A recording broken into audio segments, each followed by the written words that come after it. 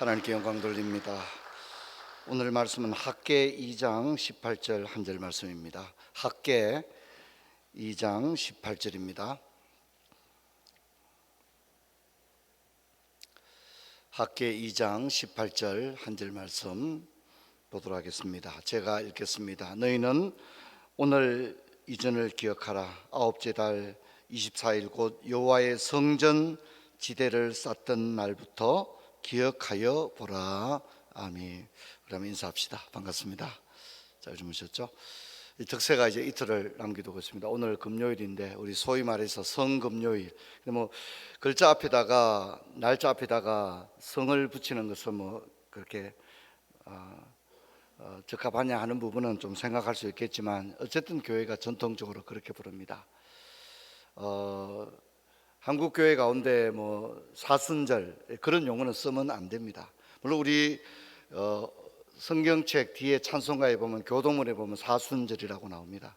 그거는 이제 통합교다이라든가 감리교 이런 데서 쓰는 용어지 우리는 사순절이라는 용어를 쓰지 않습니다. 왜냐하면 우리는 성경에서 하나님께서 우리에게 지키라고 한 절기만 지키는 거죠. 물론 유월절 지키지 않습니다. 왜 유월절 지키지 않죠?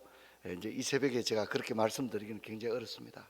그러나 기독교 강요 핵심 강독 설교할 때 10계명 할 때 우리가 지켜야 될 게 있고 지키지 않아야 될 게 있다. 유월절 지키지 않죠. 칠칠절, 오순절 지키지 않습니다. 그 왜 지키지 않아야 되느냐 하는 것들 우리 그때 다 다뤘습니다. 근데 지금도 지켜야 되는 게 있습니다. 10계명 지켜야 합니다. 그건 도덕법이기 때문에 영원한 법입니다. 예수님께서 10계명을 철폐한 게 아니라 10계명의 진정한 의미를 올바르게 해석해 주었습니다. 우리가 지켜야 될 게 뭐냐? 세례와 성찬입니다. 그건 주님이 제정하셨기 때문입니다. 사순절은 종교개혁자들이 가장 먼저 없애려고 했던 중세시대 그 로마 가톨릭의 어떤 하나의 경절, 절기였습니다. 그래서 우리가 그런 것들 잘 기억을 하면 좋겠다 그렇게 생각합니다. 오늘은 보통 이제 한국교회는 고난주간, 사순절이 아니라 고난주간을 지켜왔죠. 고난주간. 그리고 금요일은 많은 경우에 하루 금식을 많이 했습니다. 교회들이. 예전에는 부활절이면 여성도님들이 흰 한복을 입고 다 부활의 기쁨을 가지고 교회에 다 올라오고 그렇게 했습니다. 오늘 저녁에는 또 많은 교회들은 성찬식을 많이 합니다. 금요일 저녁에 모여서 많은 교회들이 성찬식을 많이 합니다. 오늘 우리 교회는 이제 액션 찬양제로 저녁 8시에 시작하는데 7시 50분부터 진행이 되어집니다. 여러분들께서 자녀들과 함께 올라서서 부활의 기쁨을 함께 나누도록 그렇게 해주기 바랍니다. 주일에는 부활 주일 예배인데 원래 좀 다른 점은 칸타타를 2부 3부를 각각 합니다. 연합 찬양대가 아니고 2부는 2부 찬양대가 3부는 3부 찬양대가 칸타타를 하게 되어집니다. 그리고 여러분 알다시피 교회 직원 선출을 위한 공동의회가 있어서 예배 시간 전체가 한 10분 정도 일찍 끝이 나고 바로 공동의회를 하게 되는데 중층에 계신 분들은 밑으로 투표하기 위해 내려오는 게 아니라 중층에 앉은 그대로 투표를 하게 되어집니다. 여러분들께서 여러 가지로 기억해 주시길 바라고 교회 선거를 위한 선거인 명부 열람이 다 끝났기 때문에 별도의 명부 열람 없이 우리 장로님들께서 회원 자격이 있는 성도님들에게 이렇게 투표용지를 그 자리에 앉은 채로 배부를 하고 여러분 그게 표기하셔서 바로 내시고 나가시면 되기 때문에 공동의회도 실질적으로는 시간이 한 5분 정도밖에는 걸리지 않으리라 그렇게 생각합니다. 여러 가지로 기도하고 도와주시기를 부탁합니다. 오늘 학개이고 이제 내일은 스가랴 그리고 주일은 말라기 이렇게 하면 특세가 끝나겠습니다. 학개의 프로필은 보면 학개에 대한 정보는 극히 제한적으로 나오고 있습니다. 1절에 보면 다리오 왕 때 사역을 했다 이렇게 이야기를 하고 이또의 손자 또 베레가의 아들이었다 이렇게 스가랴에 대해서는 그렇게 이야기를 하는데 비해서 학개 1장을 보면 학개는 다리오 왕 이렇게만 이야기를 하고 있는 것을 볼 수 있습니다. 학개, 스가랴, 말라기가 똑같은 시대에 똑같은 상황 속에서 만들어진 선지서다 이렇게 생각하면 됩니다. 학개, 스가랴, 말라기는 같다라고 생각하면 됩니다. 포로기 이후에 성전 재건을 독려하는 그런 소선지서리다 이렇게 이해를 하면 되겠습니다. 학개의 그 메시지를 보면 수신자와 작성 목적이 아주 분명하게 드러납니다. 이 학개가 누구에게 메시지를 외치냐? 물론 그 포로 귀환한 그 모든 유대인들에게 외치고 있지만 구체적으로는 스룹바벨과 여호수아에게 이야기를 하고 있다는 겁니다. 지도자들에게 이야기를 합니다. 그리고 이제 무슨 얘기를 하느냐? 작성 목적은 성전 건축을 언제까지 방치하려고 하느냐? 성전 건축을 조속하게 시행을 해라 하는 그런 내용입니다. 그러면서 이제 여러 가지 부연 설명을 하는데 너희들이 왜 소출이 없느냐? 너희들이 왜 감람나무와 또 포도나무와 올리브 농장에 왜 거두지 못하느냐, 수확이 없느냐? 무너진 성전을 이렇게 방치한 채 너희들의 자신의 유익만을 일삼고 있기 때문이 아니냐. 너희들 한번 생각해봐라 이렇게 얘기합니다. 학계는 1장과 2장으로 이루어져 있는데 내용이 아주 간단합니다. 1장을 먼저 보면 중단된 성전 건축에 대해서 집중합니다. 성전 건축이 중단되고 방치 상태고 방관하고 있는 그런 상황입니다. 그러다 보니까 어떻습니까? 열매가 없는 겁니다. 2장을 보게 되면 이제 다시 재개되어진 성전 건축이 다시 재개되어지는 그런 이야기를 보게 됩니다. 학계가 주는 교훈들을 생각해 보면 1장 4절 한번 볼까요? 1장 4절 이 성전이 항폐하였거늘 너희가 이때에 판벽한 집에 거주하는 것이 옳으냐. 이게 참 어려운 말이죠. 그죠? 판벽하다 이건 완공된 잘 지어진 멋지게 가꾸어진 이런 뜻입니다. 너희들 집은 짓다가 중단하지 않았다. 너희들은 집을 잘 완공했지 않느냐. 너희들 집을 한번 봐라. 하나같이 다 저택이고 으리으리하고 집을 그렇게 잘 지을 수 없지 않느냐. 그런데 너희들 한번 성전을 한번 봐라. 저 성전은 몇 년째 공사가 중단되어 있지 않느냐. 왜 저 성전을 방치하느냐. 이것이 이제 학계의 가장 중요한 그런 교훈입니다. 자, 그러면 성전 건축을 왜 하지 못했을까 하는 이유를 좀 생각해 볼 수 있지 않습니까? 그 이유는 성전 건축을 하기에는 여러 가지 외부 내부의 어려움이 있었습니다. 다 읽을 수는 없는데 먼저 내부적인 어려움은 뭐냐면 반대파들이 있었기 때문입니다. 성전 건축 뭐 그래 서두를 거 뭐 있나, 천천히 해도 된다. 지금 우리가 상황이 이래 급한데 성전 건축 뭐 몇 년 늦춘다고 그게 뭔 별일이겠냐. 사람이 살고 봐야 안 되나. 이제 이런 현실론이 이제 포로기환 공동체 내부에 굉장히 대두가 되어집니다. 그래서 지금이 성전 건축할 시기냐 하는 여론이 훨씬 더 우세했다는 겁니다. 그러니 성전 건축은 어떻게 해요? 방치된 겁니다. 성전 건축하다가 방치되어 버린 그런 문제가 있었다는 겁니다. 또 하나의 문제는 성전 건축을 하기에는 여력이 부족했다는 겁니다. 건축 자재도 생각 외로 조달되지 아니했고 건축을 할 만한 경제적 여건도 그렇게 성숙되어 있지는 않았다는 겁니다. 왜 그렇습니까?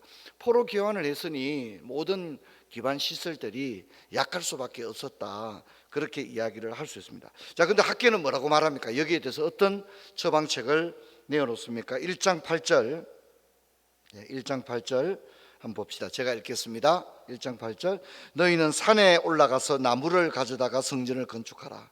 그리하면 내가 그것으로 말미암아 기뻐하고 또 영광을 얻으리라. 여호와가 말하였느니라. 무슨 얘기죠? 건축 자재가 없었다는 얘기입니다. 여러분 우리가 이제 잘 몰라도 솔로몬 성전 건축했던 얘기를 생각해 보면 어때요? 건축 자재가 넘쳤죠. 그렇지 않습니까?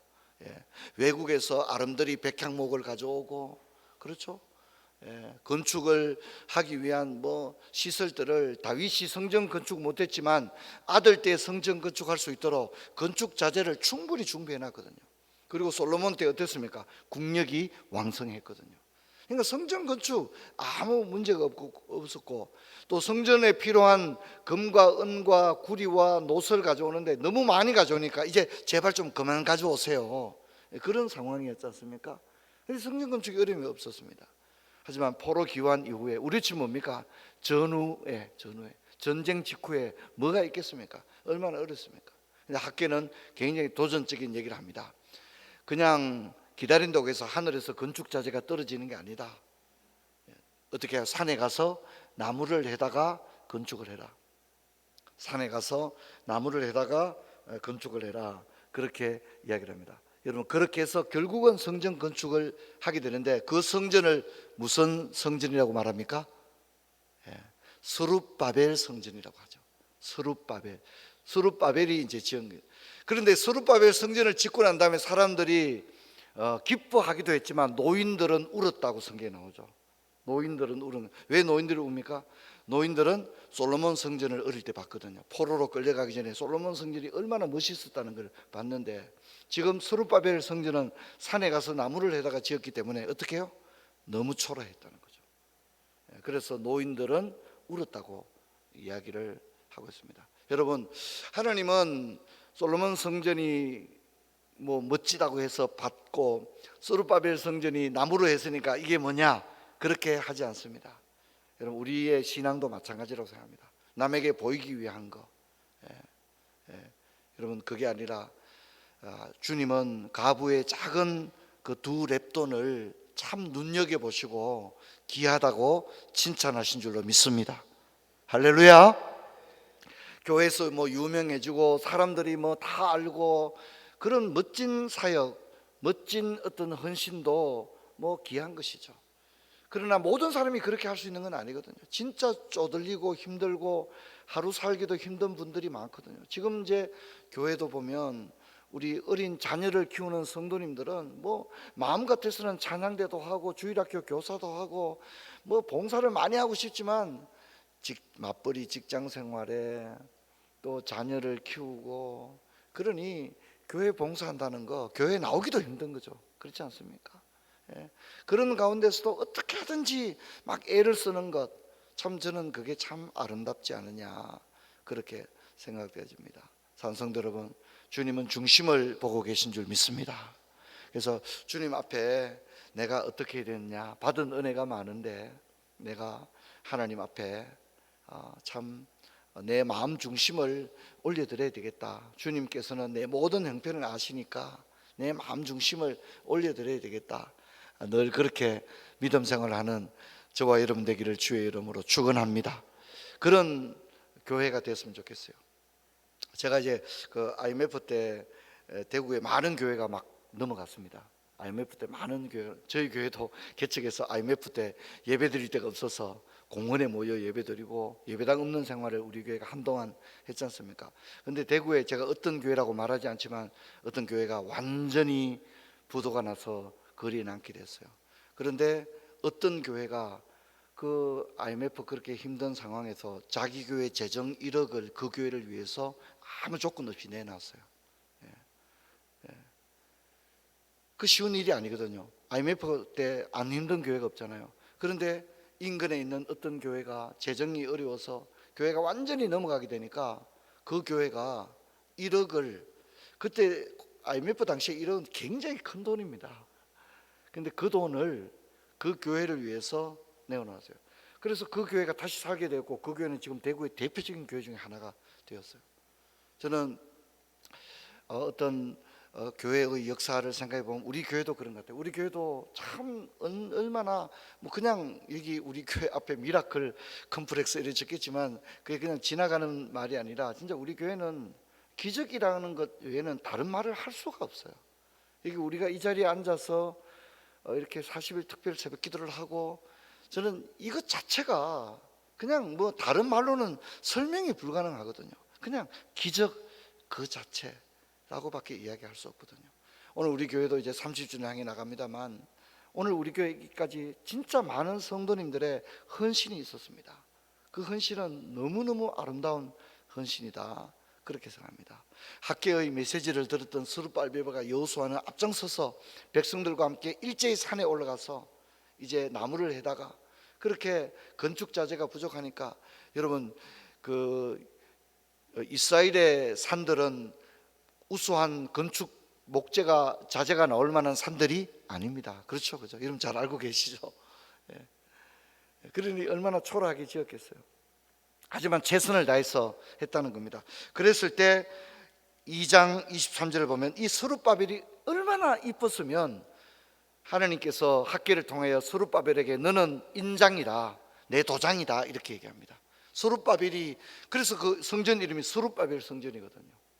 그래서 하나님이 얼마나 이 스룹바벨이 이뻤으면, 스룹바벨의 그 충성과 헌신이 얼마나 이뻤으면 스룹바벨에게 뭐라 합니까? 23절에 만군의 여호와가 말하노라 스알디엘의 아들 내 종 스룹바벨아 여호와가 말하노라 그날에 내가 너를 세우고 너를 인장으로 삼으리니 너는 내 도장이다 이 말입니다. 너는 내 도장, 하나님의 도장으로 삼겠다. 스룹바벨이 찍으면 뭡니까? 다 오케이 되는 거예요. 도장, 스룹바벨은 너는 나의 도장이다, 너는 나의 도장이다, 너는 나의 인장 반지다 그렇게 얘기하는 거죠. 얼마나 그 스룹바벨의 헌신, 스룹바벨의 충성, 스룹바벨의 순종이 이뻤으면, 그죠?